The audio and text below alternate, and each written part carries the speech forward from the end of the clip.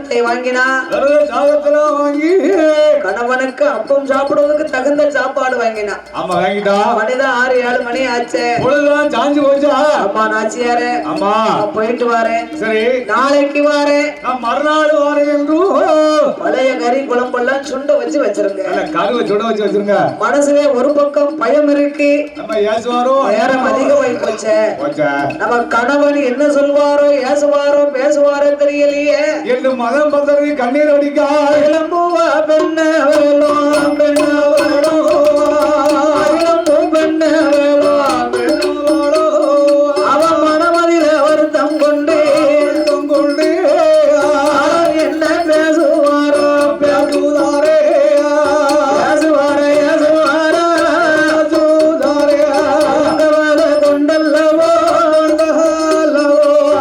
அவனுக்கு வாராரா. மணி இவ்வளவு நேரம் ஆயிடுது. மணி 5 ஆச்சா. நம்ம அத்தான் வீட்டுக்கு வந்திருப்பாரா? ஆத்து துறையில இருந்து புரிஞ்ச வீட்டுக்கு வந்திருப்பாரா? அரவணைக்கு வாரா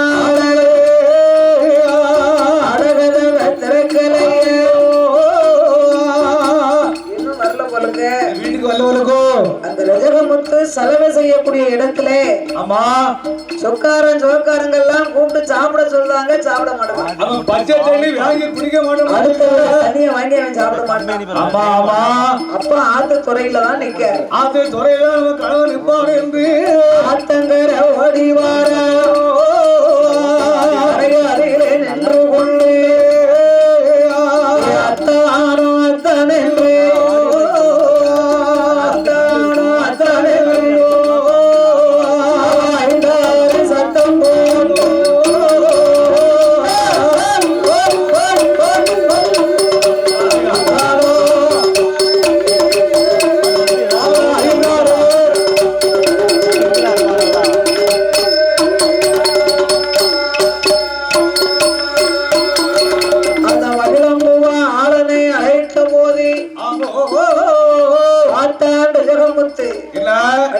சண்டாளி ஏ மகளம்பூவே ஏ மகளம்பூவே என்னையா எப்ப போனவா? காலையில போனவா? எனக்கு 12 மணிக்கு சாப்பாடு கொண்டுட்டு வரவனு போனே பாதவத்தி. காலையில போனவா சண்டாளி. ஆமா நீ விடியக்காலம் போனவள வேலை என்ன உனக்கு இது வரைக்கும்? உனக்கு வேலை என்ன இது வரைக்கும்? அடியே காலையில போனவள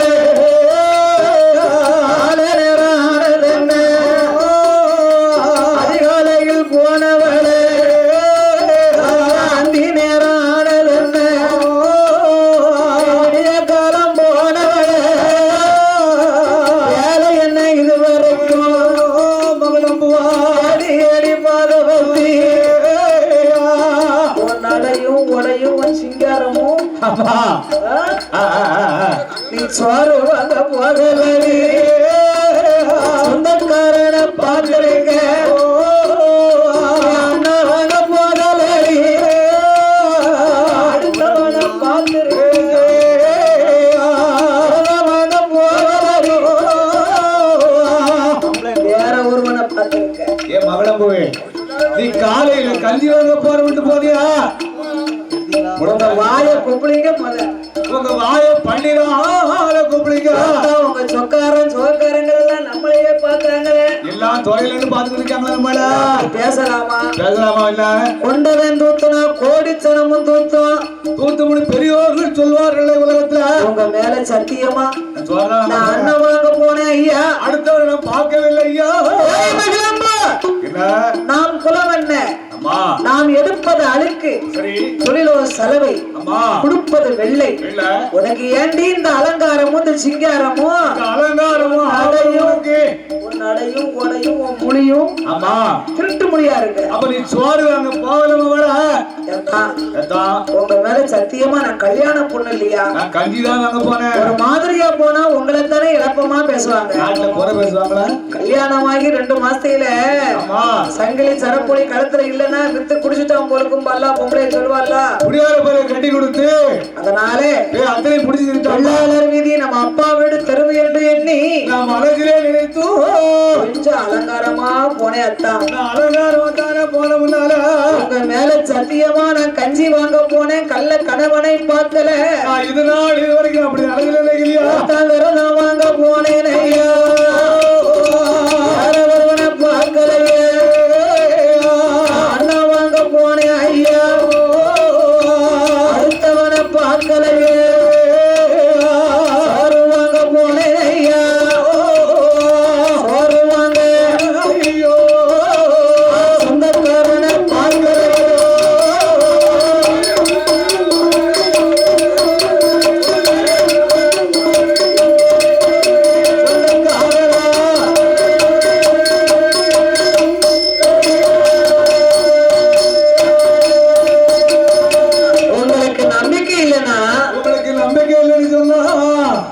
போட்ட தாலி மேல சத்தியமா, தாலியில சத்தியம் பண்ணட்டுமா? உங்களுக்கு அதுலயும் நம்பிக்கை இல்லையா? நான் அக்கினிய வளர்த்து அதுல இறங்கட்டுமா? அக்கில இறங்கி சத்தியம் பண்ணட்டுமா? ஏ மகளம்பு, அடியே சண்டாடி, தாலி மேலையும் தீ மேலையும் சத்தியம் பண்றது யாருக்கடி வளர்க்கும்? அடி தாலியில சத்தியம் பண்ணுறவா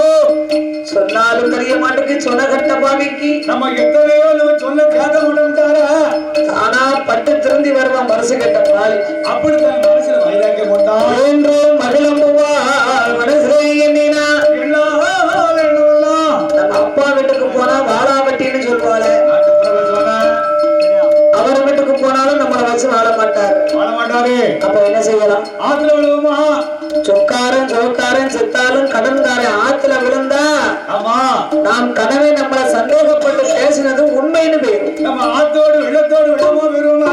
நாம நின்று நிரூபிக்க வேணுமானா ஊருக்குள்ளே ஓடி வந்தா அடுத்த தெருவிலே ஆண்டி வண்ணார் வீட்டுல கஜகமுத்துக்கு அப்பா ஊரை பிறந்த பெரியப்பா வீடு.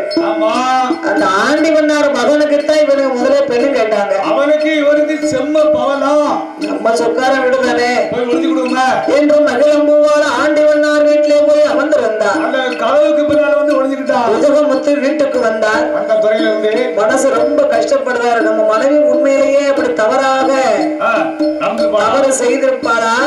தவறா அடிச்சு போட்டோமா? நம்மதான் விசாரிக்காம பேசிட்டோமா?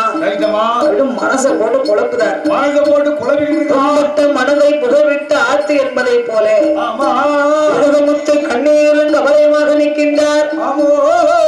அப்ப பார்க்க மாறிக்கல நம்ம மருமகளையும் மகனையும் தனி கொடுத்து நம்ம சொன்னமே என்ன செய்தார்களோ தெரியலையே என்று மாறிப்பிள்ள மாலை கருக்கள் மையிருந்த நேரம் அந்தி கருக்கள் அரைச்சாம வேளையிலே மூந்தி கருக்கள் முதற்சாம நேரம் வருகிறார் மாடிப்பிள்ளை. அப்படியா நம்ம சிசிய பிள்ளைதான். அப்படி மாடிப்பிள்ளை பெண்ணானவள் தன்னுடைய மகனை பார்ப்பதற்காக வந்து கொண்டிருக்கிறார். மகனே ஜெகமுத்து அழுக்கமும் இல்ல கிழக்கமும் இல்ல. சத்தமே கேட்க மாட்டேங்கிறா. என் மருமகளே மாறி பிள்ளைன்னா அப்பந்தான் அழுக்கமும் இல்ல கிழக்கமும் இல்ல பேச்சு மூச்சு இல்லையே. தேசம் கதவை திறந்து பார்த்தா மகன் தலைமையில கையா இருக்கான். சில பொம்பளை சொல்லுவாளா இவளை கட்டா நீ தலைமையில கைதாண்டான்னு சொல்லுவா இல்லையா. ஆனா அவன் நல்ல பொண்ணு, இவன் அதை விசாரிக்கல. தலைமையில கையால போறான். அவன் பார்த்தா மாடி பிள்ளை, அவன் மகன் ஒரு நாள் இப்படி இருக்க மாட்டானே. என் மகனே கண்மணிய மகனே எப்பா என் ரஜதா என்ன மோசம் நடந்ததப்பா. விளக்க போறது மருமகளை ஏ அம்மா உன் மருமகனை இன்னும் ஒரு தடவை நீ வாய் திறந்து சொல்லிட்ட மண்டைய உடைச்சு போடுவேன் உனிய. நடந்துச்சு கல்யாணம் வேண்டாம்னு சொன்னேன். அடுத்த பக்கம் பொண்ணும் பாப்போம்னே சொன்னேன். அண்ணன் மாமா தான் வேணும்னு சொன்னேன். உன் அண்ணன் மாமா என்ன செஞ்சா பத்தியா? இல்லப்பா கல்யாணம் முடிச்சு வச்சியே எங்களை ஒன்னா வச்சியா? யார வச்சுட்டேன். ஆமா தனி கொடுத்தனும் போன எனக்கு அவையோ வெள்ளாளர் வீதிகளை வெளுத்த வெள்ளையை கொடுத்துட்டு விரதம் வாங்கிட்டு வரப்பட போனவா. காலையில போனவா விடியக்காலம் போனவா சாயங்காலம் வாரா. காலையில போனவா மாலையிலே வாராளம்மா. சந்தேகப்பட்டு செல்லமா நான் தட்டு தட்டுனேன். சந்தேகப்பட்டு மகளை போ நான் தட்டு தட்டுனேன். ஆத்துல விழுந்தாலோ குளத்துல விழுந்தாலோ கிணத்துல விழுந்தாலோ கிணத்துல நான் வேணும்னா என் கூட இரு. மருமக வேணும்னா நீ அங்கேயே போய் விழுந்து சாவு. அப்படி சொல்லலாமா? அவன் பார்த்தா மாடி பிள்ளை பாவி சண்டாளா உன்னை பெற்ற வயதுல பிறந்தே கெட்ட இப்படி பேசியடா. என் அண்ணன் மக எப்பேற்பட்டவா தெரியுமா? என்னவே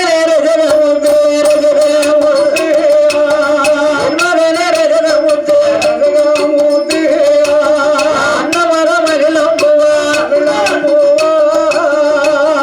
எம்பத்தி நீடா நெருப்பல்லவா அக்கினிலும் பத்தி நீடா அக்கினிலும் பத்தி நெருப்பல்லவா நெருப்பல்லவோ நெருப்பல்லவா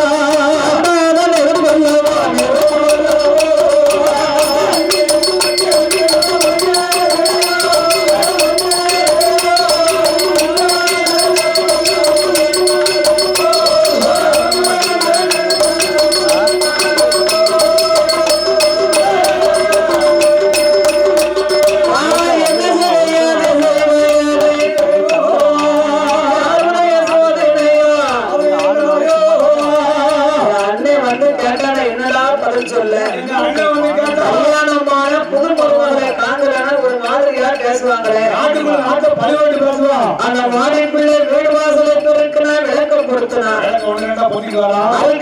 கையெழுத்து மருந்துகளை கண்டீர்களா கண்டீர்களா என்று அடுத்த ஆறாவது ஆரம்போது ஆண்டி மன்னார் ஆண்டி மன்னார் அவன் தந்தாரே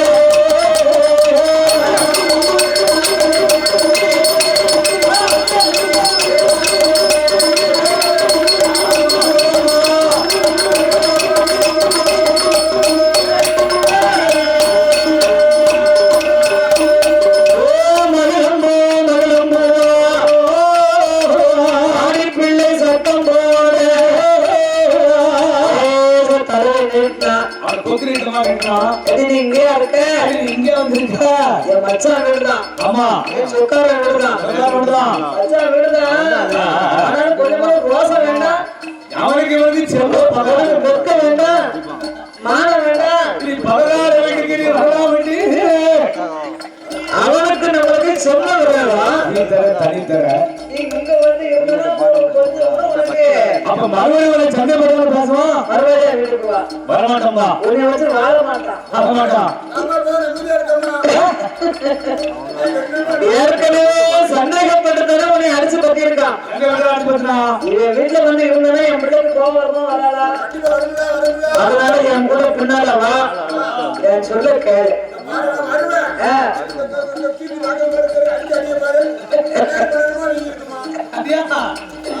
என்ன அடியாத அடி எடுக்காம மகன் அடிச்சுட்டு போட்டாவோ இத கூப்பிட வந்ததுனால எனக்கு ரொம்ப சந்தோஷம். ஆனாலும் நீங்க நாளைக்கு போக்கலஞ்சு போனதுக்கு அப்புறம் உங்க மகனுக்கு எனக்கும் ஒரு சண்டை வந்தா அன்று நீ அடையாம வந்தவன அனுமானமா பேசுவாரு. அப்ப நான் என்ன செய்வேன்? நீங்க போய் அவளை வர சொல்லுங்க. முகத்துல முடிக்கிறதுக்கு ஒரு மாதிரி இருந்தாலும் சுவர பார்த்தாவது வான்னு சொல்லிட்டு நான் வளர்குட்டியா வந்துருவேன்.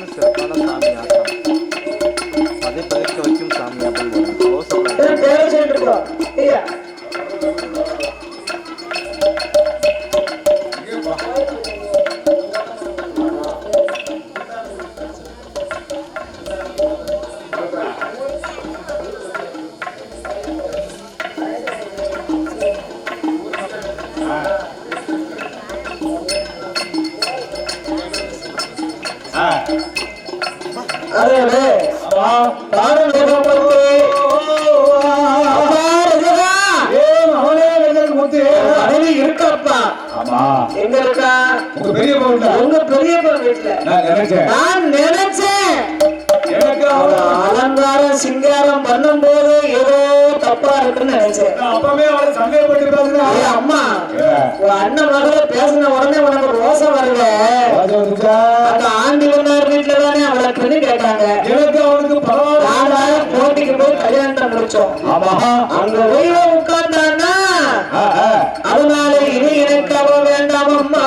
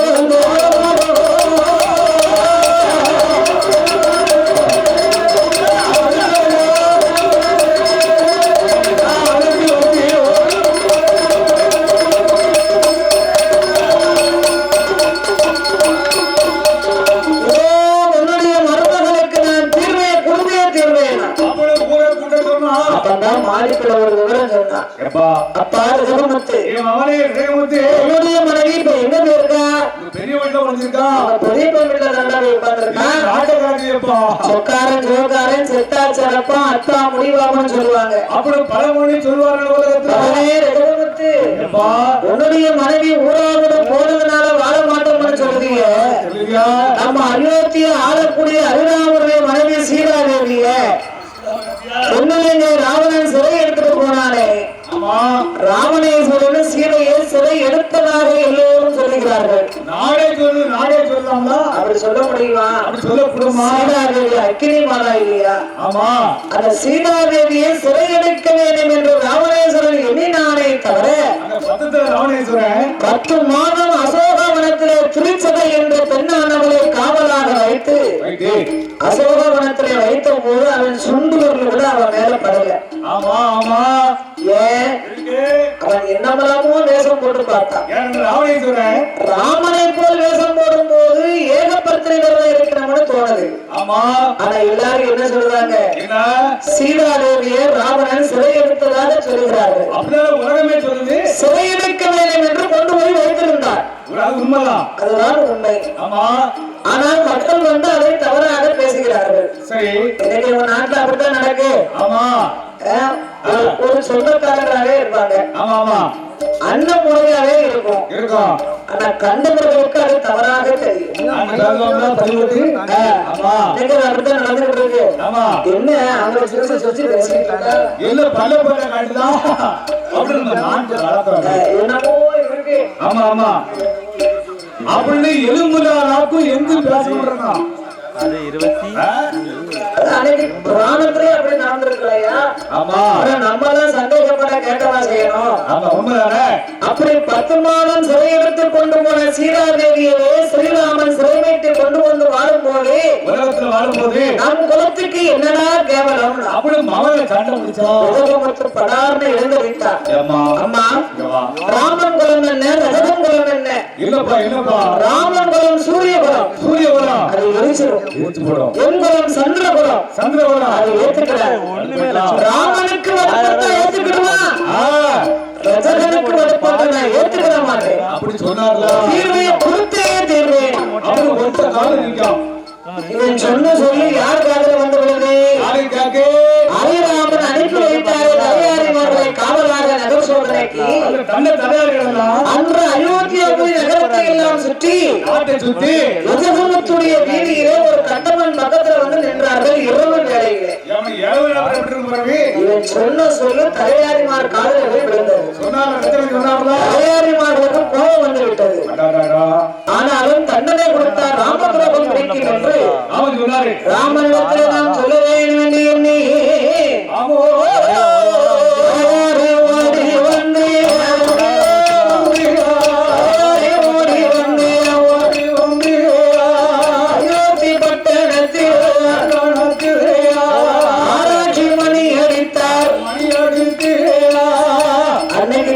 மணிக்கு வேலையே வந்திருக்கு. ஆராய்ச்சி மணி அடித்து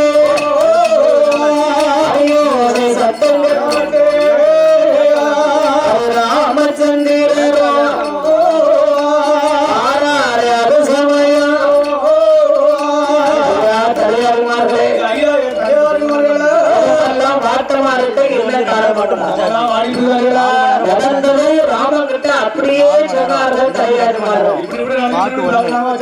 ராமன் தலையாரிமார்கள் சொல்வது ஒருவேளை உண்மையா இருக்குமோ? அப்பா தலையாரிமார்களே, இன்று நீங்கள் நகர் சோதனைக்கு ரோமாபுரி ரஜதம் வீதிக்கு போக வேண்டாம். ஏன் போக வேண்டாம்னா ராமன் என்னதான் பாருங்க, இவர்கள் சொன்னதை வைத்து நாம சண்டைக்கு போக கூடாது. இன்னைக்கு வியாபார பேச்சு கேட்டா கிணத்துல தானே விடணும். கேள்வி பேச்சு கேட்கவே கூடாது.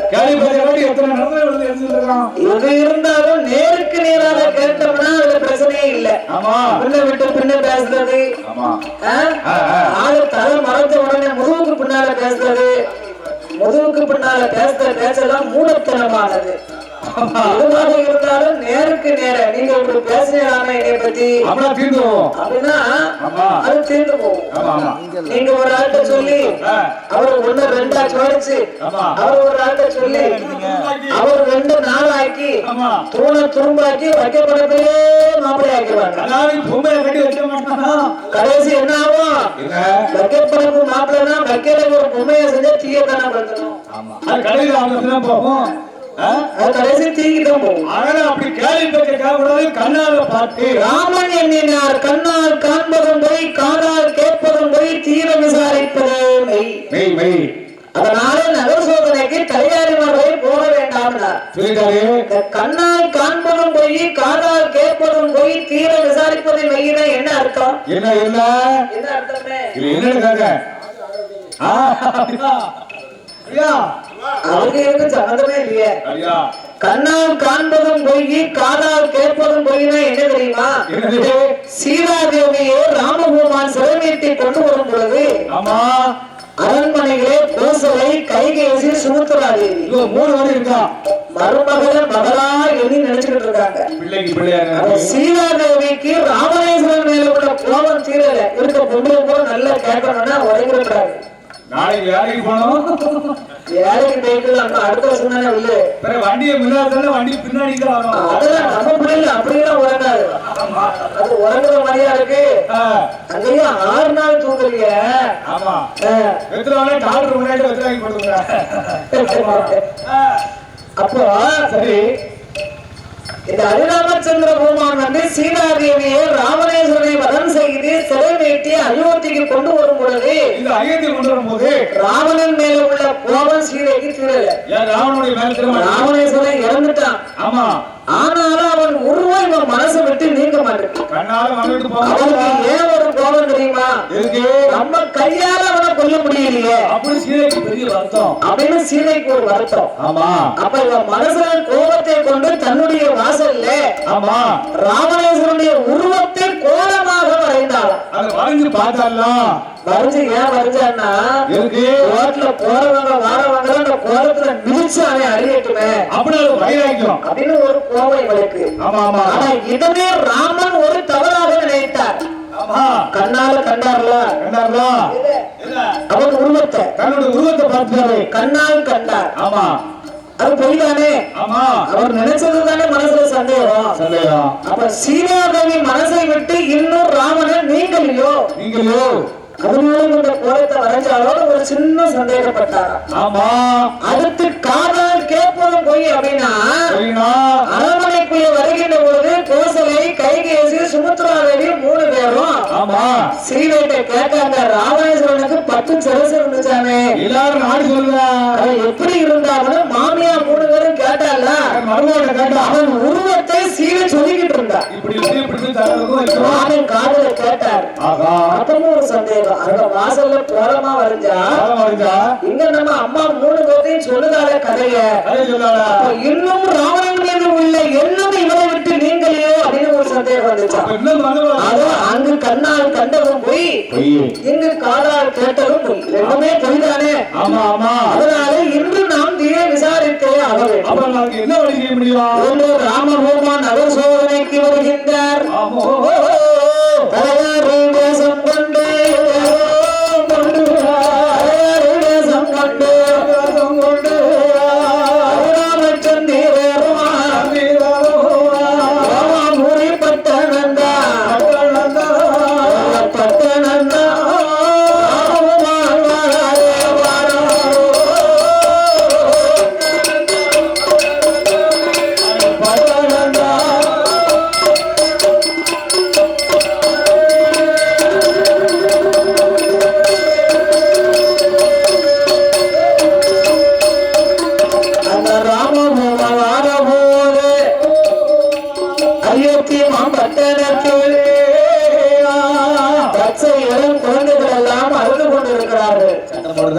இந்த அறக்கூடிய சத்தம் ராமனுக்கு எப்படி கேக்கு?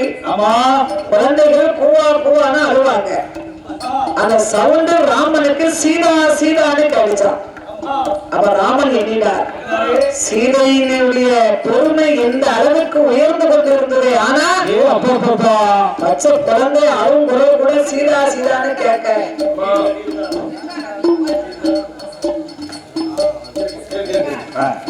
சந்தோஷப்பட்டார். அதனை கடந்து வருகின்ற பொழுது இரவு வேளையிலே மதியமான முதியோர்கள் எல்லாம் ஒரு வாட்டில படுத்திருப்பாங்கல்ல,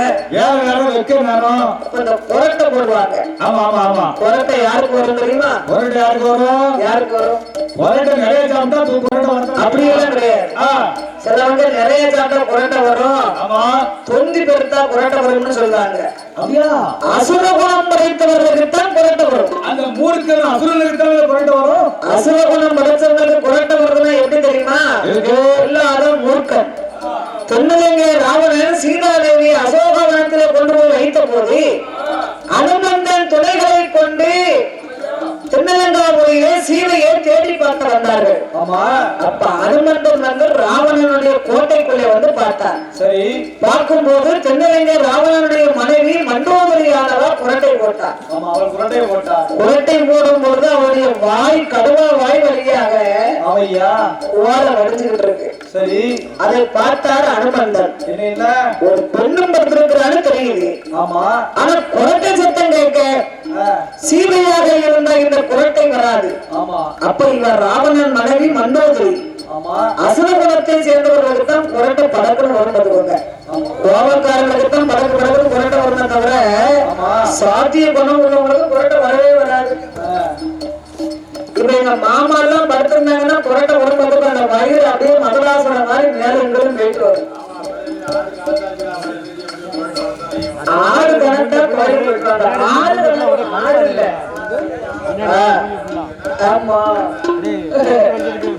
இல்ல மாமா, ஆறு கணக்கா ஒடிச்சு எப்படி குரட்டை போடுவாங்க. ஆறு கணக்கா அதனாலே இந்த குரட்டை சத்தத்தை கேட்டு ராமா ராமா என்று கேட்டது. அதை கண்டு சந்தோஷம் கொண்ட ராமபகவான் அதனை அடுத்து வருகின்ற பொழுது வயதான முதியோர்கள் ஸ்ரீராம ஜெயத்தை பாடினார்கள். அதை எப்படி பாடுகின்றார்கள்? ராம ராம ராம ராம ராம ஜெய ராமவே, ராம ராம ராம ராம ராம ஜெய ராமவே, ராம ஜெய ராமவே, ஹரி ராம ராம ராம ராம ஜெய ராமவே, ஸ்ரீ ராம ஜெய ராமவே, ஹரி ராம ராம ராம.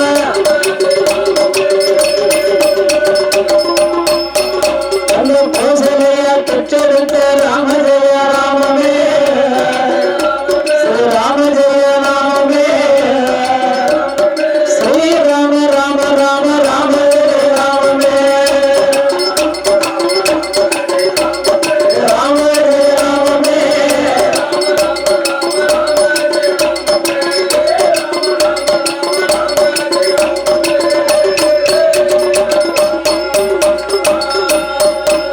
அந்த சீதையை மனம் முடித்த ராம ஜெய ராமவே,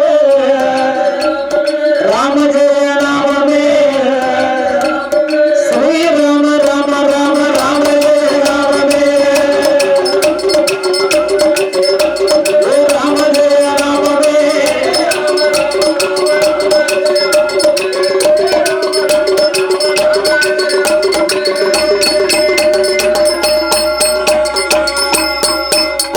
ராமபகவான் அதனை கண்டு பேரானந்தம் கொண்டார். அப்படியே ஒவ்வொரு தெருவாகவே கடந்து ரோமாபுரிக்கு வருகின்றார் ராமபகவான். கஜமுத்து ஒரு நாளைக்கு கூட்டம் பாருங்க, ஊர் கூட்டம் 7 நாளைக்குள்ள 7 ஊர் நாட்டமையும் கூட்டியாதான். விவகாரம் பேச வரக்கூடிய ஆளுக்கு நம்ம வீட்டுக்கு விவகாரம் பேச வந்தா ஒரு கிளாஸ் காபியை கொடுக்க கூட டைம் ஆயிரும். ஆனா விவகாரத்தை விவகாரம் பேசுவதற்கு ஒரு நாளைக்கு ஒரு ஆடு வெட்டி கறி, ஆட்டுக்கறி நம்ம போடுவோமா? ஆட்டுக்கறி விற்க வரையில ஆட்டுக்கறி தம்பி ஏழை எடுத்துட்டு வந்துருவாங்க.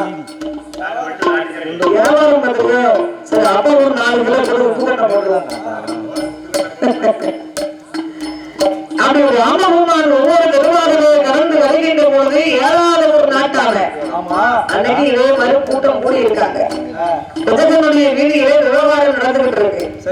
ராமபகவான் கட்டமண்ணு ஓரத்திலே அப்பாவி மாதிரி ஒரு அண்ணாச்சி உட்கார்ந்துருக்காங்க பாருங்க. அந்த மாதிரி தனியே உட்கார்ந்துருக்காரு. யார் இருக்கா? ராமன் இருந்தா. அப்ப 7வது ஒரு நாட்டாக எழுந்திருக்கு. உடனே ரஜகா, உன்னுடைய மனைவி ஊரா வீடு போனதுனால வாழ மாட்டோம்னு சொல்றானே. அயோத்தி ஆளும் ஹரிராமனுடைய மனைவி தென்னிலங்கை ராமேஸ்வரனானவன் சீதையை சிறை எடுத்து சென்றார். ராமன் கொண்டு வந்து வாழலையா? அவன் கோத்துக்கு மேல் நம்ம கூட என்னடா கேவலம்னா எந்திரியா, எந்திரியா, என் வீட்டு சாப்பாடு டெய்லி நான் கிடாக்கறி கொடுக்கேன். அது என்ன வாரவங்கெல்லாம் பொம்பளைக்கு என்ன பேசிய இல்லையா? அந்த மாதிரி எந்திரியா, நான் வச்சு வாழ மாட்டேன். ராமன் நடுப்பட்டா ஏத்துக்கிடுவா, ரஜகன் நடுப்பட்டா ஏத்துக்கிட மாட்டேன். ராமன் பெண்ணாசை கொண்ட பேடித்தனம் பிடித்த ராமன். ராமனை பத்தி நிறைய பேருக்கு என்ன தெரியும்? ராமன் எப்பேற்பட்டவங்க எப்படி என்ன தெரியும்?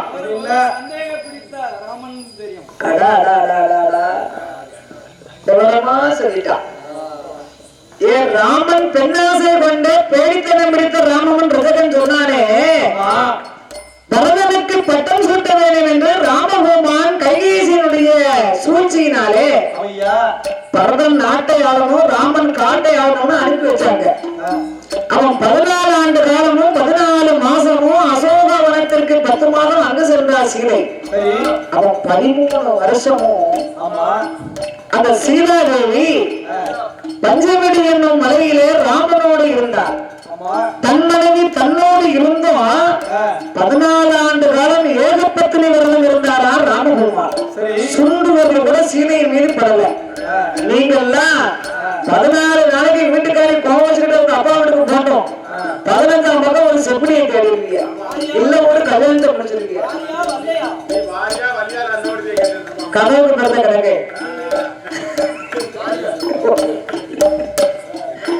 வாரியா வல்லியங்க கதவு பிறந்த இருக்கீங்க.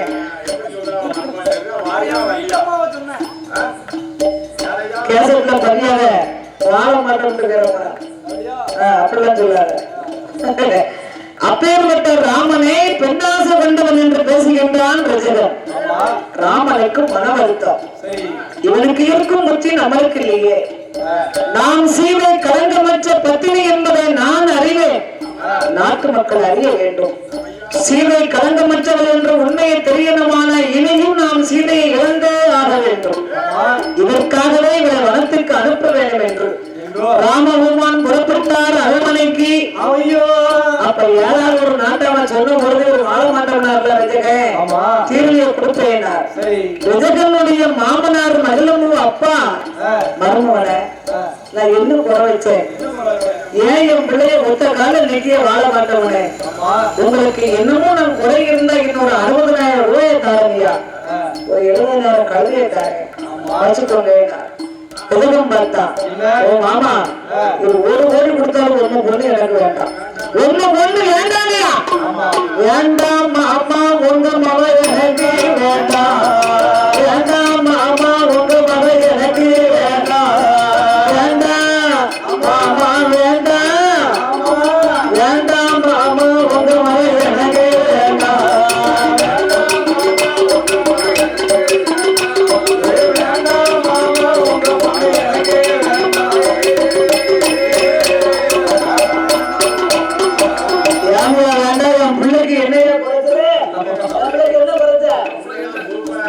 முடியுமா என்ன அழகா என் பிள்ளை இருக்கா, அவங்க பிள்ளை நல்ல பிள்ளைதான், மேல ஒரு சடங்கு இல்ல. அவ இருந்தாலும் இருப்பா இன்னொருத்தனை கண்ணடிப்பா, இருந்தாலும் இருப்பா இன்னொருத்தனை கண்ணடிப்பா, வாழ்ந்தாலும் அவ வழியில் வந்தவனை கண்ணடிப்பா, வழி வந்தவனை கண்ணடிப்பா. வேண்டாம் ஆமா வேண்டாம், வேண்டாம் மாமா உங்க வர எனக்கு வேண்டாம்.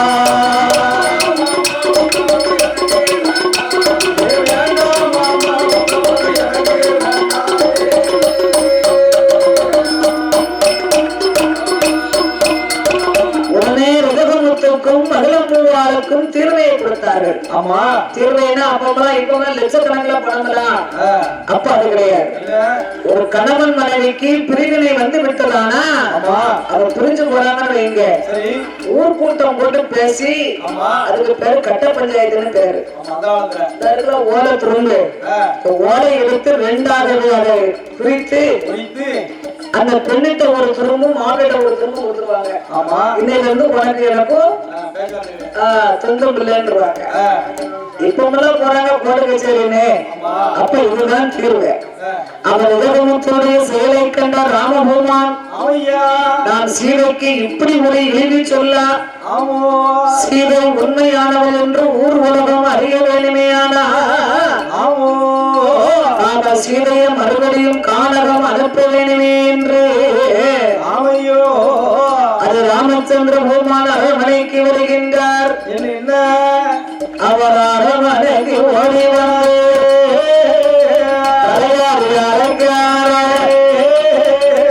அருமைய தலையாரே வார்த்தை ஒன்று சொல்லுகிறாரோ, என் தம்பி பரதனை என் தம்பி பரதனை அழைத்து வர அரண்மனை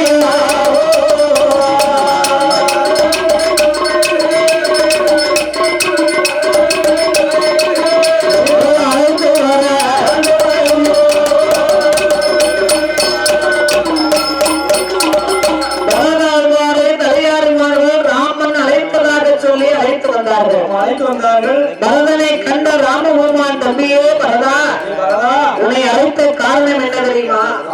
இன்றைய தினத்தில் என் தேவி உன் அன்னியாகப்பட்ட அழைக்கப்பட்ட சீதையை கானகத்திலே கொண்டு போய் நீ வைத்து விட்டு வர வேண்டும். அண்ணா, அன்னை கானகம் செல்லும் அளவுக்கு அப்படி என்ன நடந்திருக்கிறது? அன்னை என்பவள் எனக்கு அம்மா மாதிரி, தமையன் மனைவி தாய் மாதிரி. அதனால அண்ணியை கொண்டு போய் கானகம் வைக்க மாட்டேன் அண்ணா, என்ன மன்னிச்சிருங்க. ராமபெருமான் மறுபடியும் தயார்மார்களை அழைத்து தம்பி சத்துருக்கனை அழைத்து வந்தார். சத்துருக்களை எல்லாம் அடக்கிய சத்துருக்கா, என் தேவியாகப்பட்ட சீதாதேவியை கானகத்திலே வைத்து விட்டு வர வேண்டும் என்றார். அதான் பலவன்பதில் தான் என்பதிலும் நானும் அந்நியை கானகத்திற்கு அனுப்ப மாட்டேன் அண்ணா. அப்பந்தான் ராமன் எண்ணினார், தம்பி உடையான் படைக்கென்றார். உயிர் வாப்பான் தோழன் என்பதை போல இளைய பெருமானாகிய லட்சுமண பெருமாளை வைத்தார். தம்பி லட்சுமணா, சீதாதேவியை கானகத்திலே நீயாக வைத்து விட்டு வர முடியுமா? தார வாய்த்தது வள்ளுவருக்கு, தமையம் வாய்த்தது ராமனுக்குன்னு சொல்லுவாங்க. அத சொல்லுக்கு இணங்க லட்சுமண பெருமாள் ராமனை அழைத்தார். அண்ணா, அன்னி 14 ஆண்டுகால வனவாசம் சென்று வந்த கவலையை இப்பந்தான் நீங்கி இருக்கிறது. மறுபடியும் அந்நிய வனத்திற்கு அனுப்பினா அயோத்திக்கு பஞ்சம் வந்து சேரும். தம்பி லட்சுமணா, இந்த 3 பேருமே என் வார்த்தையை மீறி விட்டீர்களே. நான் இருப்பதை விட இறப்பதே மேல் என்றார். அண்ணா, உங்களை இழந்து நான் இந்த உலகில் வாழ வேண்டுமா? அன்னியை நான் கானகத்திற்கு அழைத்தேனே, ஆனா எதுக்குன்னு கேட்பாங்களே, நான் என்ன பதில் சொல்லேன்? அப்பந்தான் ராமன் சொன்னார், 14 ஆண்டு காலம் வனவாசம் போகும்போது சீதாதேவி வனத்தில் உள்ள இயற்கையின் அழகை கண்டு மறுபடி ஒருவரை வனம் பார்க்கணும்னு ஆசைப்பட்டார். சமய வரத்தும் தாரம்னு சொல்லி இருந்தேன். அவ எதுக்குன்னு கேட்டா எடுத்து சொல்லு, அண்ணனுக்கு அந்த ஞாபகம் இப்ப நான் வந்திருக்கிறதுன்னு சொல்லு, உன்னோடு வருவாள் என்றார். அப்படியே ஆட்டும் என்று அப்படியே ஆட்டும் என்று வரும் லட்சுமணாரோ அந்த புறம் மாறாரே. அந்த புறம்னா என்ன? நந்தவன தோட்டம். நம்ம பின்வாசல் கொல்லைப்புறம்னு சொல்லுவோம். அந்த புறம் நந்தவனத்திலே சீதாதேவி தோழிமார்களோடு விளையாடி கொண்டிருக்கும் வேளையில் இளைய பெருமாள் வந்து தோழி பெண்களை அழைத்தார். அம்மா அம்மா தோழியாக அன்னையான சீதையாக சீதையைத்தான் அழைத்து வர வேணுமா? இளைய வரம் சொன்ன போது தோழி பெண்கள் ஓடி வந்து சீதையோட இடமறியில அம்மா அம்மா சீதை அம்மா அம்மா அம்மா அடியோட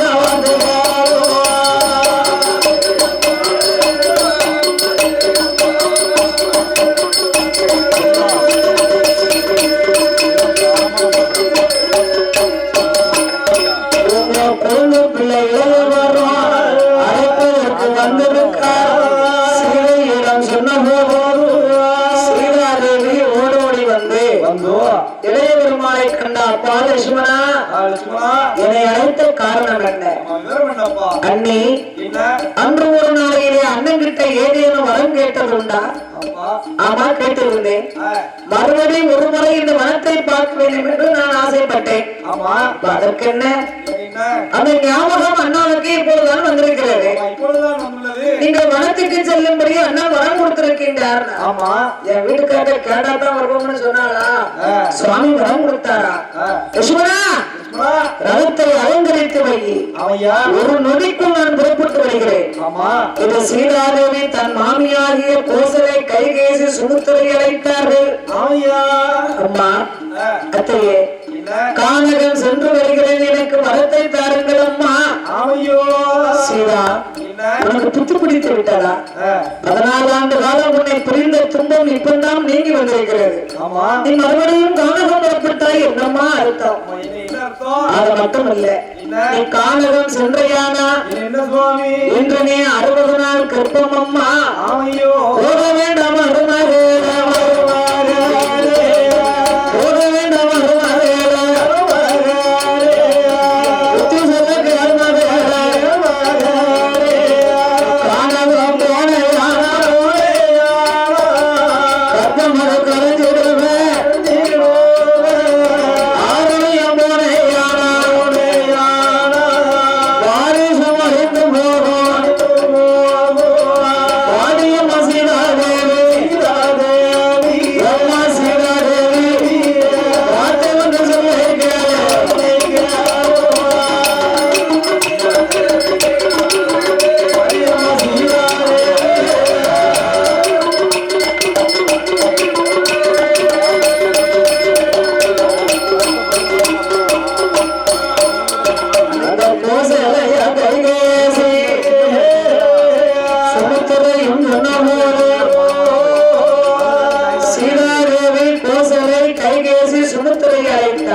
நான் காணவும் போக மாட்டோம்னு சொன்னா ஆமா அயோத்தி மக்கள் உங்கள் மகனைத்தான் இழப்பமா பேசுவார்கள். ஸ்ரீராமனுடைய மனைவி கணவன் வார்த்தையை மீறி நடந்தவனு பேசுறாங்க இல்லையா? ஆமா பேசுவாங்க இல்லையா? ஒரு வாரே அத்தை எனக்கு வரத்தை கொடுங்க. ஆமா சீதா சென்று வா, 7வது மாதம் உனக்கு சீமந்த சடங்குகளை நான் முடிக்க வேண்டும். அம்மா. நீ கானகம் சென்று விட்டையானா இதெல்லாம் யார் செய்வா? ஆமா அதனால் நாளை நடக்கும் சீமந்த சடங்கை இன்றே நடத்தி பார்த்தார்கள். மருமகளுக்கு வழிபோக்கு பலகாரத்தை செய்து கொடுத்தார். சீதாதேவிக்கு புள்ளிமான் மானனா நம்மளுக்கு ரொம்ப பிடிக்கும். அவ அரண்மனையிலே உள்ள புள்ளிமானின் மீது முத்தத்தை கொடுத்துவிட்டு சென்று வாரன் என்ற விடைகளை பெற்று வகத்திலே அமர்ந்திருந்தார்.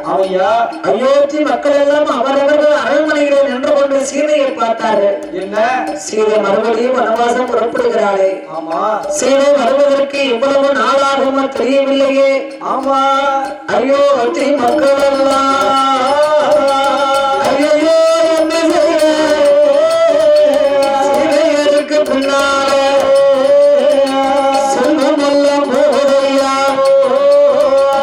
அன்னையருக்கு பின்னாலே அயோத்தி ஐஸ்வர்யம் போதையா, லட்சுமிக்கு பின்னாலே லட்சுமிக்கு பின்னாலே லட்சுமியே அவையோ அவையோ.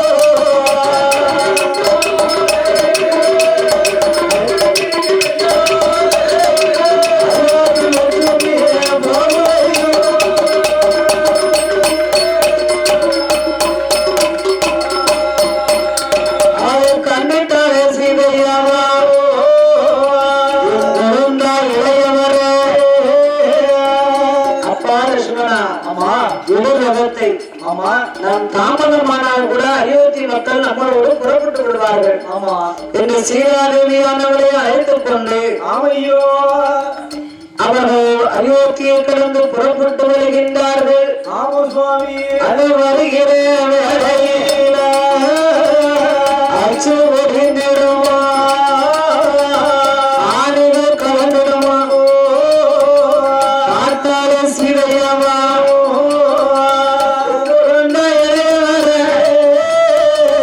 அச்சு ஒழிந்ததென்ன, அச்சு ஒழிந்ததென்ன, ஆணிகள் கலந்ததென்ன.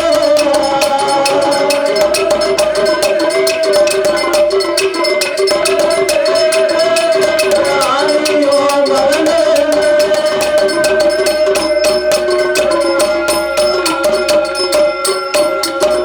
அச்சு ஒடிந்தது, ஆணிகள் கலந்து விட்டதானா? என்னைக்குமே நான் ரதத்தை எடுக்கும் போது விநாயகனை வணங்கி விடலை போடுவது வழக்கம். இன்னைக்கு விநாயகரை நான் வணங்கல, விடலையும் போடல. இதெல்லாம் அவருடைய வேலைதான் அண்ணி என்று நாடு நகரங்களை விட்டு சரஸ்வதி ஆற்றங்கரைக்கு வருகின்றார்கள். சரஸ்வதி ஆற்றங்கரையிலே வெள்ளங்கள் இரு கரைகளும் புரண்டு வருகிறது. சரஸ்வதி ஆற்றங்கரையிலே 1000 படகுக்கு சொந்தக்காரன் குகன். குகன் என்ற ஒரு வேடுவன். சரி, அந்த ராமபெருமானுக்கும் இளைய பெருமானுக்கும் குகனுக்கும் நெருங்கிய நட்பு உண்டு. ஏன்? முன்னொரு நாளையில வனவாசம் செல்லும் பொழுது வனத்தில் உள்ள வழிகளை எல்லாம் சொல்லிக் கொடுத்தவன் குகன் தான். தேனும் தினமாவும் பருகை கொடுத்தவன் பசியமர்த்தினவன் குகன் தான். அப்பேற்பட்ட குகனுக்கு நெருங்கிய நட்பு உண்டு இளைய பெருமாளுக்கு. ஆத்திர தண்ணி இருந்தாதானே ஓடத்துக்கு வேலை இருக்கும். சீதாதேவி வனவாசம் போனாலே இனிமே எப்ப வருவாளோ என்று அவளை காண்பதற்காக மழை பொழிந்து இரு கரைகளும் உருண்டு வருகிறது. மரம் சொல்லி கொடிகள்லாம் அறுத்து பிடிக்கிட்டு வருது. நம்ம போனா ஆத்துல தண்ணி வேணுமா? நம்ம போனா ஒரு சொட்டு வராங்க அப்படியா? அவன் குடிக்க முடியாது. உங்க நீதி அப்படி இருக்கு. அதனால சீதாதேவியை காண்பதற்காக வெள்ளங்கள் புரண்டு வருகின்றது. பார்த்தார் இளைய பெருமாள், நான் முதல்ல ஓரத்துல ரதத்தை ஓடிட்டு போனோம்னா அண்ணி பயந்து ஓடிடப்படாது. சீதாதேவி அக்கறையில விட்டு விட்டு இக்கரைக்கு வந்தார். மறுபடியும் ஓடத்தில் ரதத்தை ஏற்றி கொண்டு புறப்பட்டு வருகின்றார். சரஸ்வதி ஆற்றங்கரையை கடந்து வால்மீகி வனத்திற்கு வருகின்றார். ஐயோ அண்ணி அண்ணே இந்த வனத்தில் தான் நீங்கள் இருக்க வேண்டும். ஆமா லட்சுமணா, என்ன நான் ஏன் இந்த வனத்தில் இருக்க வேண்டும்? ஆமா மனிதர் நடமாட்டமே கிடையாது. ஆமா அப்பந்தான் இளையவருமாள் சொன்னார். இது என்ன சொல்லிட்டு இழிவு சொல்லினால் வனத்துக்கு அனுப்பினார் ராமன் உங்களை. அவையா என் சுவாமி சந்தேகப்பட்டாரா?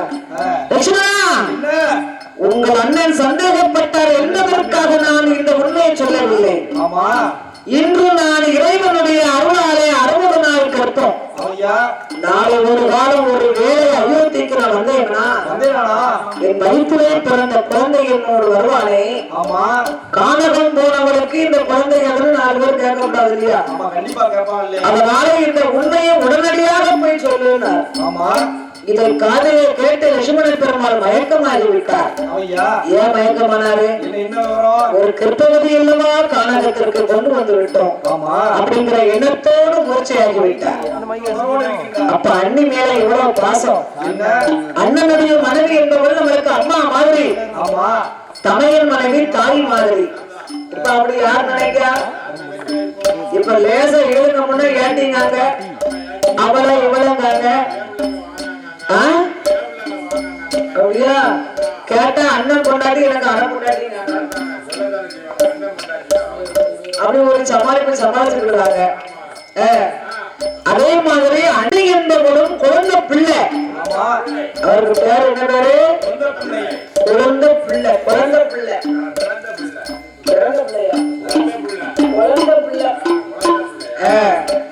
குழந்தை பிள்ளை மூர்ச்சையாக படுத்திருந்ததை கண்டார் சீதை. அவளும் மயக்கம் அடைந்து விட்டார். ஆமா அந்த இளைய பெருமாளுக்கு மயக்கம் தெரிந்து அயோத்தியாபுரிக்கு புறப்பட்டு வருகின்றார். அந்த சீதாதேவி வால்மீகி வனத்துக்கு வந்தபோது சீதை வந்த சில நொடிக்குள்ளே மழை இல்லாத வனத்திலே மழை பொழிந்தது.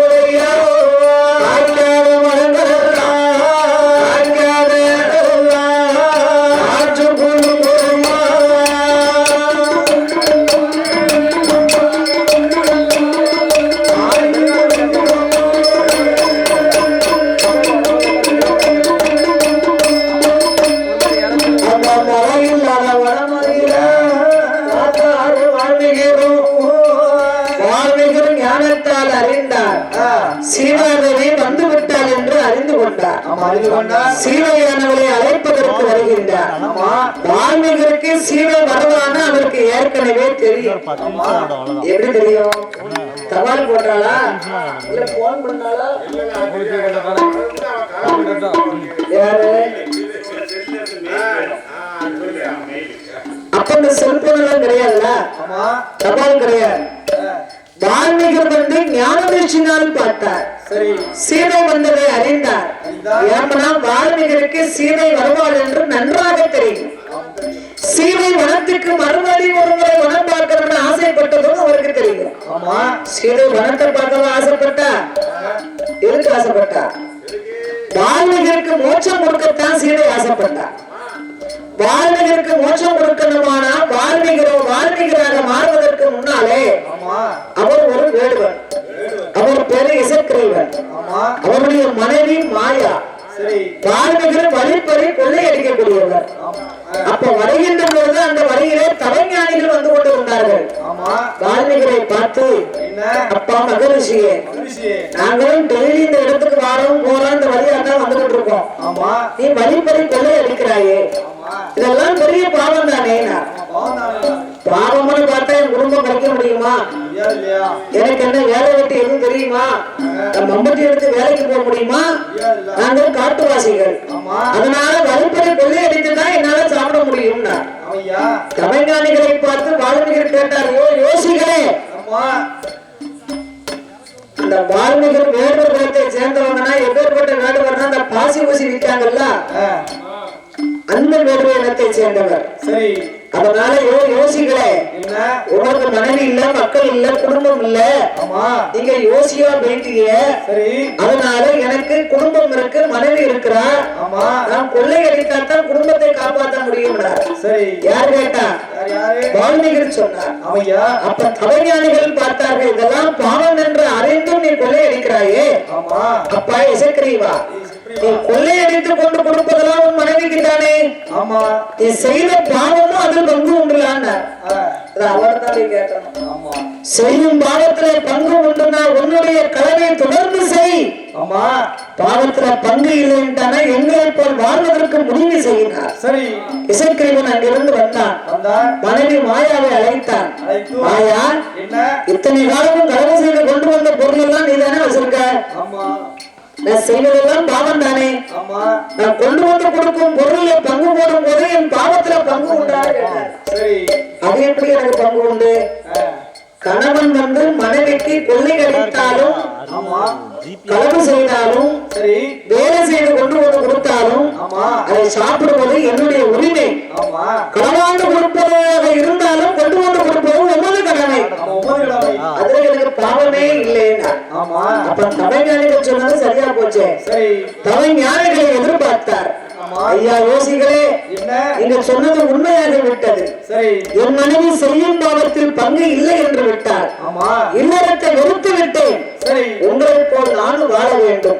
வாழ வேண்டும். நான் ஞானியாக வாழ்வதற்கு என்ன செய்வது? என்ன செய்ய வேண்டும்? அப்பதான் தவஞானிகள் சொன்னார்கள், என்ன ராமநாமத்தை சொன்னவர்களுக்கு ஒருபொழுதும் அபாயம் கிடையாது. ராமா என்பவர்களுக்கு பாவங்கள் நீங்கிவிடும். அப்பா, உன் பாவம் செய்ய தீரணையானார் ராமகாவியத்தை சொல்லுனார். சரி, ராமாங்கிற நாம ஒரு நாகப்படி நுழைய மாட்டேங்குது. ஏன் நுழைய மாட்டேங்குது? அவர் செய்த பாவம் தடுக்கு. ராமநாமத்தை சொல்லணும்னு ஆசைப்பட்ட போது பேர்வாதி பாவமும் தீர்ந்து விட்டது. சரி, அப்ப ராமநாமம் வாய்ப்புல நுழைய மாட்டேங்குன்னு சொன்னா அந்த காலம் பனமரத்தை பார்த்து மராமரம் என்று தவஞானிகள் சொன்னார்கள். ராமநாமம் வரலன்னு சொன்னா அந்த அன்னைக்கு பாரு, அந்த அன்னைக்கு பாரு, அந்த மரத்துக்கு பேர் தான் மராமரம். மராமரம் என்று சொல்லிக்கிட்டே இருப்போம். மராமரம் மராமரம் மராமரம் மராமரம் என்று நாம் வந்து விட்டது. சரி, அன்று முதல் ராமகாவியத்தை எழுத ஆரம்பித்தார் வால்மீகர். அதனாலதான் இதுக்கு பேரு வால்மீகி ராமாயணம் என்று அழைத்தார்கள். வால்மீகி ராமாயணம், கம்ப ராமாயணம் கருடு கொண்டா இருக்கும், அது ஒரு விதமா இருக்கும். வால்மீகி ராமாயணம் படிக்கவும் நல்லா இருக்கும், கேட்கவும் நல்லா இருக்கும். அதுக்குத்தான் இதுக்கு பேரு வால்மீகி ராமாயணம் என்று அழைக்கப்பட்டார்கள். அந்த ராமகாவியத்தை எழுதி பூர்த்தியாகக்கூடிய நேரத்தில் சீதை அவருக்கு மோட்சம் கொடுக்கணும். அதுக்குத்தான் அந்த வனத்துக்கு வரணும்னு ஆசைப்பட்டார். அதை அறிந்தார் வால்மீகி. சீதை வந்து விட்டார் என்று எண்ணி ஓடி வந்து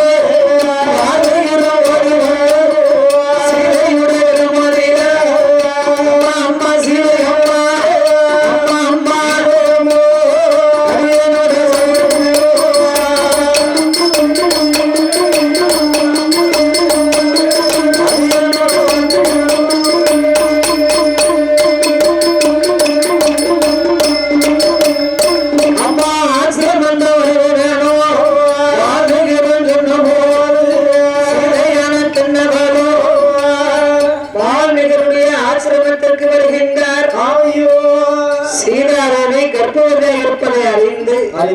வால்மீகியுடைய மந்திரத்தை ஓதி சீதைக்கு தோழி பெண்களாக துணைக்கி வைத்தார்.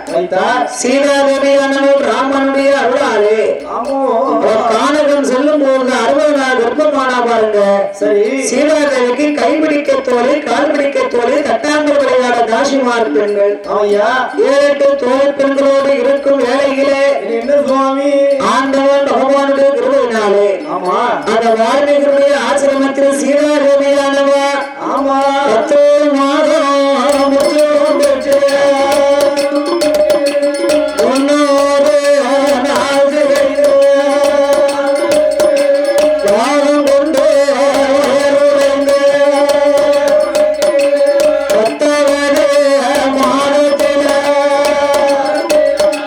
கருவூர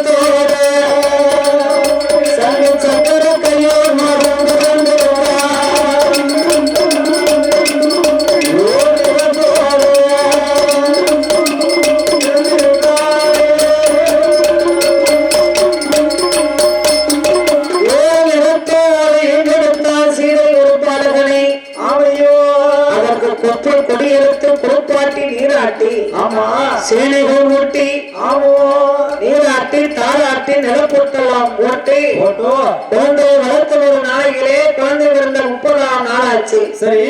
சீதாதேவி தோழி பெண்களோடு இடுப்பிலே குடமெடுத்து ஆற்றங்கரை சென்று குளித்து வரலாம் என்று வந்து கொண்டிருக்கிறார்.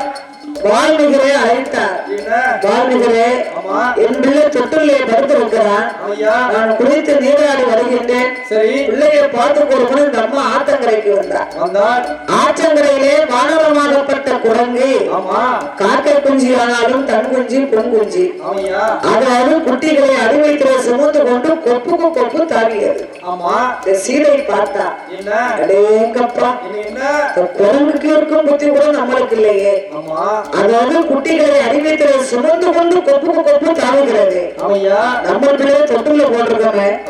வால்மீகிரவர் தவந்திருந்தாரே. ஆனா சரி, இதே மாதிரி பிள்ளை இல்லாத குரங்கு எடுத்து சென்று விடக்கூடாது என்று சீதை ஓடோடி வருகின்றார். வால்மீகிரவர் தவத்தில் இருந்தார். சரி, சத்தம் கொடுத்தார், தவம் கலைந்து விடும் என்று எண்ணி வால்மீகிக்கு தெரியாமல் குழந்தையை எடுத்துக்கொண்டு ஆற்றங்கரைக்கு வந்தார். இந்த அம்மா வருகின்ற பொழுது வால்மீகியுடைய தவமும் முடிந்து விட்டது. சரி, பதவி முடித்தார். தொட்டிலே பிள்ளை இல்லை. ஐயோ, சீதை வந்து கேட்டா நான் என்ன பதில் சொல்வது? சீதை எடுத்து சென்றது அவருக்கு தெரியாது. அக்கம் பக்கம் பார்த்தார். ஒரு திட்டையை உருப்பிடித்தார்.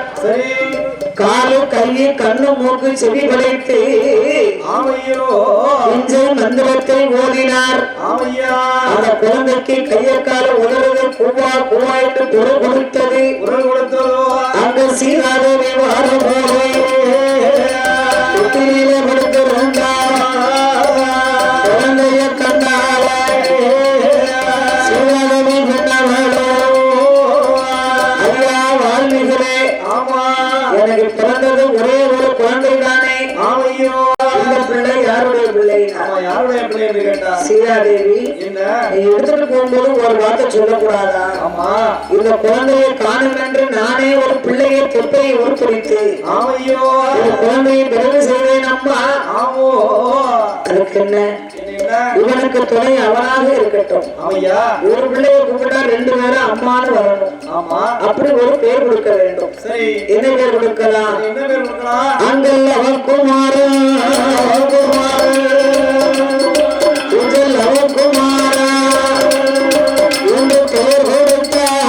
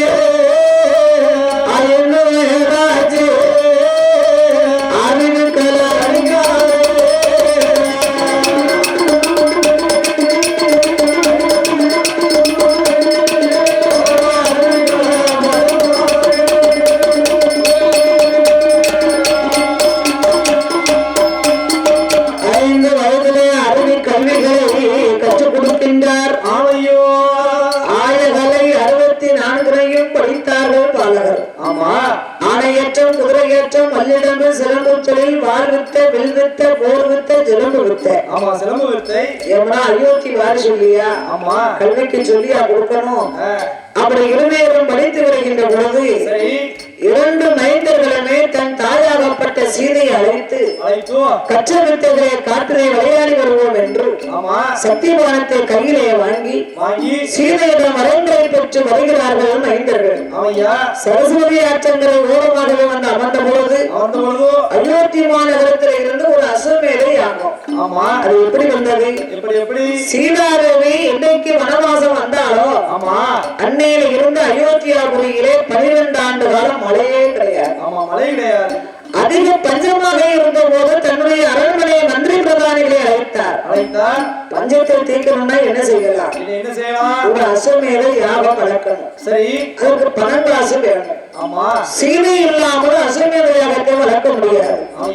அயோத்தி மக்களிடத்திலே அறிக்கையை கொடுத்து அவங்களால் ஏண்ட பொன்பொருளை கொடுத்தார்கள். அதை உருக்கி பொன்னால் ஒரு சீதையின் உருவ சிலையை செய்தார்கள். அதன் தலைமையிலே அசுமேத யாகத்தை வளர்க்க வேண்டும் என்று 6 குழிய வெட்டி அரையளவு மணல் குமித்து 21 குச்சிகளை அள்ளி போட்டு 4 எண்ணெய் கோங்கு எண்ணெய் நல்ல எண்ணெய் எல்லாம் விட்டு 1008 வேத முனிவர்கள் வந்து வேத போராயங்களை பாட அந்த அசுமேத யாகமாகிய வெள்ளை குதிரை வந்து பிறந்தது. அதன் நெத்தியிலே செப்பு தகவலை அளித்தார்கள். அறியாமல் ஆட்சியிலே அதிக பஞ்சம் ஏற்பட்டதால் வளர்க்கப்பட்டது இந்த அசுமேத யாகம். 56 அரச மன்னர்கள் கப்பங்காடிக்கை செலுத்த வேண்டும். பகுதி கொடுக்க தகுதி இல்லாத பேர்கள் பின்னால் வரும் படைகளை ஜெயிக்கணும்னு விவரமா எழுதியிருந்தாங்க.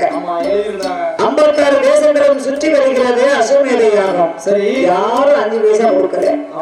சரஸ்வதி ஆற்றங்கரையிலே கூடாரம் அடித்தார்கள். குதிரையோ மேய்ந்து கொண்டு வருகிறது. சரி, சின்ன பிள்ளைங்களுக்கு குதிரை ரொம்ப பிடிக்குங்க.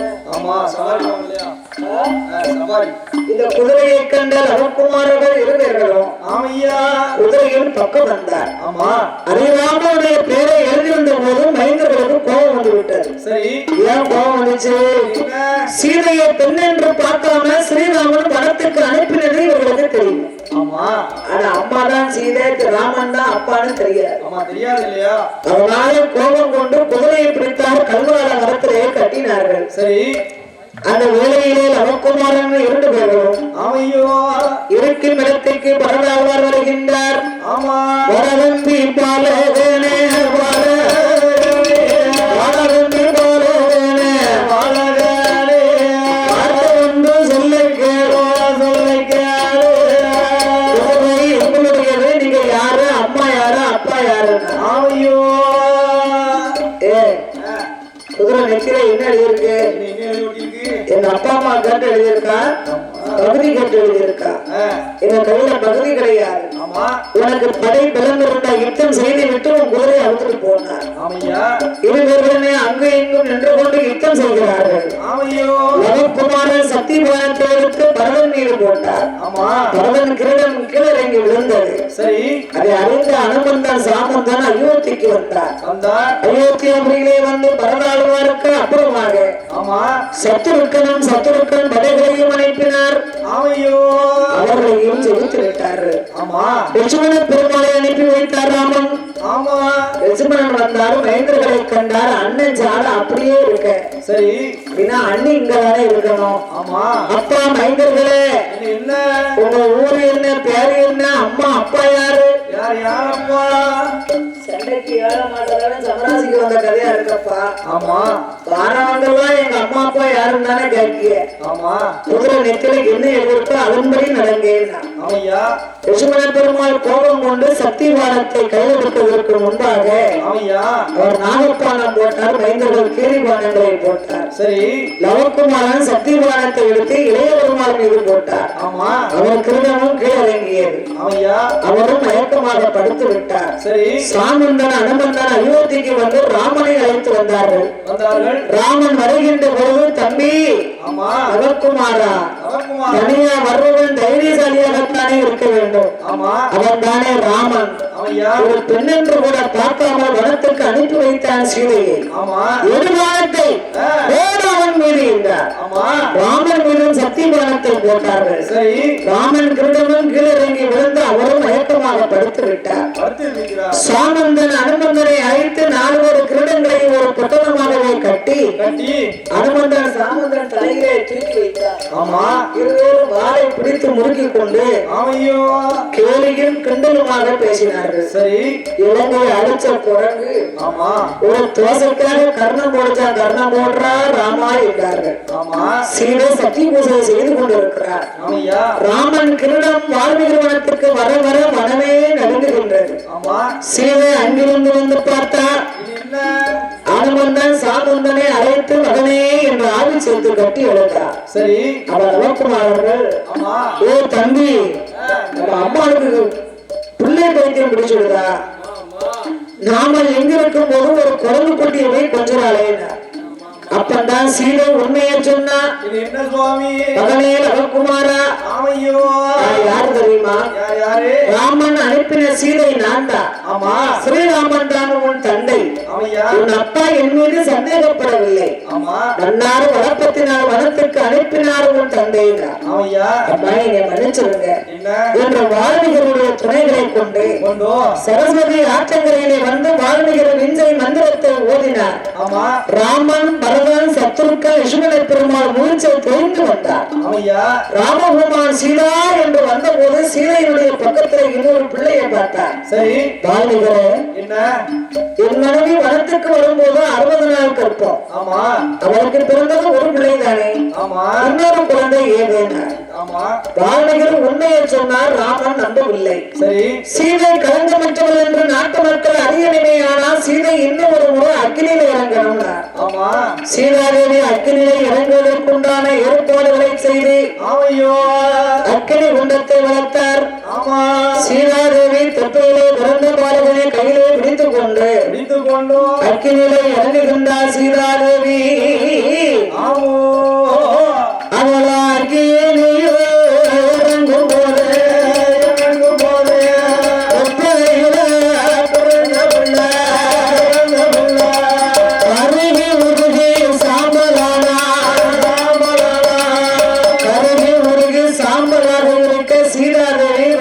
கண்டு அழுது முறையிட்டார். சுவாமி, சந்தேகம் தீர்ந்து விட்டதா? என் பிள்ளை இளையவனுக்கு உயிர் கொடுத்தாக வேண்டும். உடனே ராமபெருமான் திருத்தம் தெளித்தார். திருவரம்பால் கட்டினார். அவர் திருவரம் கட்டும் போது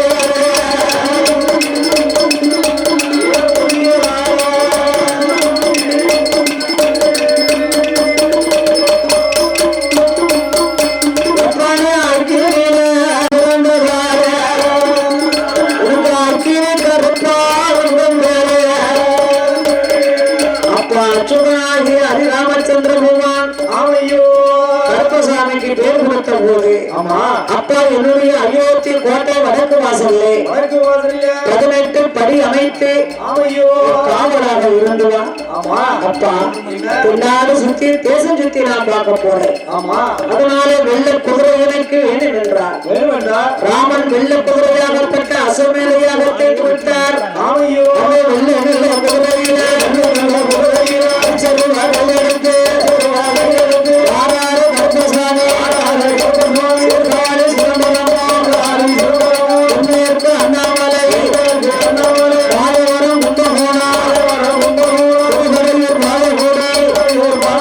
உச்சாரம்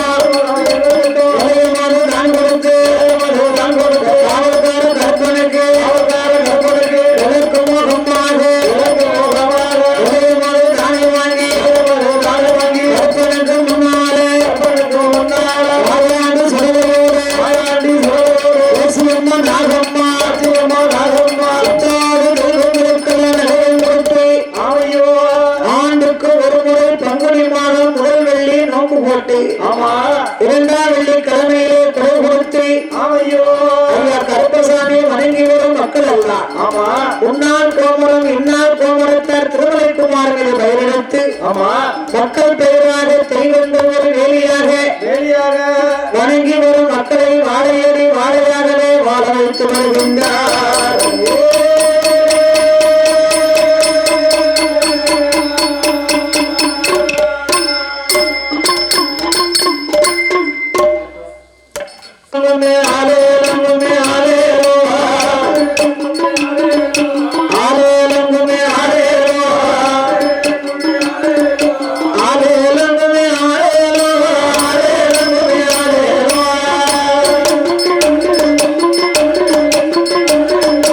ஆலே